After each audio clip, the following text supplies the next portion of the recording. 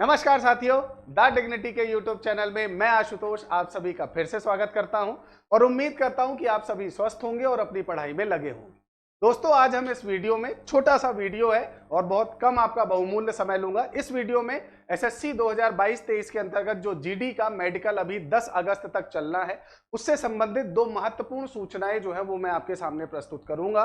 उम्मीद करता हूं कि यह सूचना आपके लिए उपयोगी होगी और अगर आपको यह वीडियो पसंद आता है तो आप इस वीडियो को शेयर करिएगा, लाइक करिएगा और चैनल को सब्सक्राइब करिएगा और एक छोटा सा बेल आइकन है उसे भी प्रेस कर दीजिएगा ताकि जितना भी भविष्य में हम आपके एग्जाम से रिलेटेड, नोटिस से रिलेटेड वीडियो अपलोड करें तो वो आप तक पहुंच जाए, उसका नोटिफिकेशन पहुंच जाए। तो चलिए बिना किसी देरी के वीडियो प्रारंभ करते हैं। दोस्तों, आप में से अधिकतर बच्चे ऐसे होंगे जिन्होंने अभी एसएससी जीडी का मेडिकल दिया है, ठीक है। अब यहां पर दो प्रश्न हैं। सबसे पहला, जिन बच्चों का मेडिकल में सिलेक्शन हो गया है, ठीक है, मेडिकल क्वालिफाई कर गए हैं लेकिन उन्हें कोई मार्क्स नहीं मिले हैं, उनके लिए। दूसरा, जिन बच्चों को मेडिकल में अनफिट घोषित कर दिया गया है, डिस्क्वालीफाई कर दिया गया है, उनके लिए।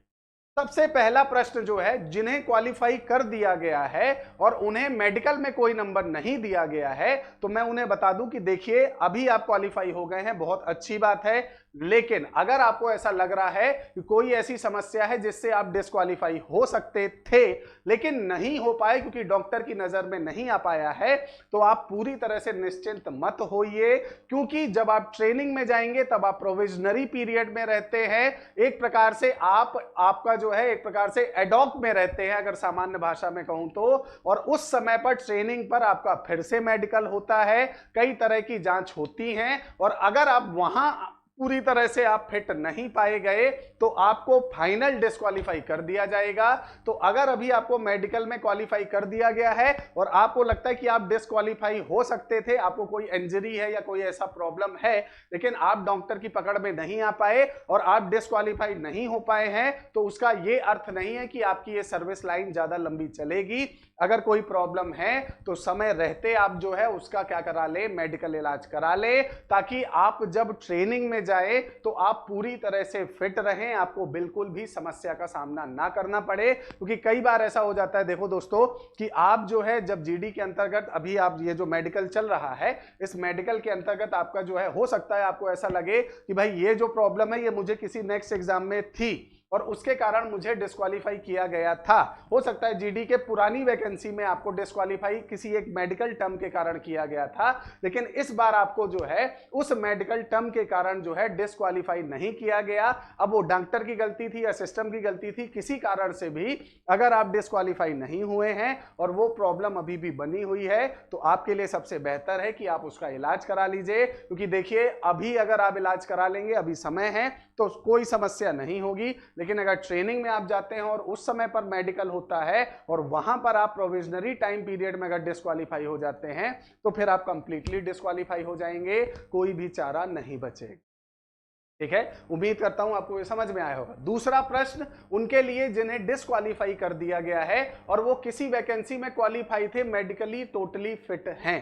तो आपको बता दूं कि इसी जीडी वैकेंसी के अंतर्गत जब आपका फिजिकल हो रहा था तब बहुत सारे बच्चों को फिजिकल में डिस्क्वालीफाई कर दिया गया था किसी भी कारण से कि उनकी हाइट ऐसी है, उनका चेस्ट ऐसा है, जबकि वो एसएससी जीडी की पुरानी वैकेंसी में या आपका जो है किसी अन्य एग्जाम की वैकेंसी में उन्होंने अपनी हाइट पूरी नापी थी और वो एकदम आपका जो है एक प्रकार से जो आपका पैरामीटर है उसके हिसाब से वो एकदम खरे थे और उस आधार पर उन्होंने इस मामले में रिट जारी की, या कहा जाए तो रिट जो है वो जारी करवाई न्यायालय के द्वारा। मामले को लेकर वो कहां गए, हाई कोर्ट के पास गए और हाई कोर्ट ने उनके पक्ष में निर्णय दिया और फिर उनका फिजिकल जो है वो कंडक्ट कराया गया।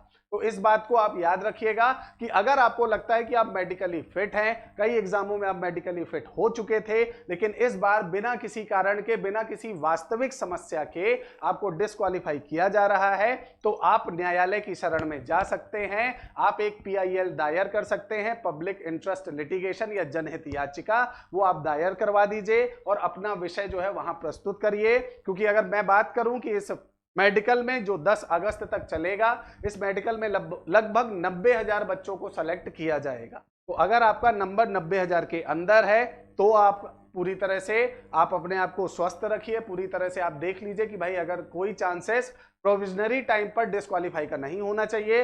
और अगर आपको लगता है कि आप डिस्क्वालीफाई नहीं होना चाहते थे या नहीं हो सकते थे, लेकिन फिर भी किसी भी मेडिकल टर्म के कारण आप डिस्क्वालीफाई हो गए हैं, तो आपको इस बात का याद रखना है कि आपके पास एक और ऑप्शन है। आप न्यायालय की शरण में जा सकते हैं, वहां PIL दायर कर सकते हैं, और हो सकता है जैसे फिजिकल वाले बच्चों के साथ ऐसा हुआ है, तो आपके साथ भी न्याय हो, न्याय आपके साथ खड़ा रहेगा। लेकिन आपको उसमें यह देखना पड़ेगा कि आप वास्तविक रूप में फिजिकली फिट हैं या नहीं।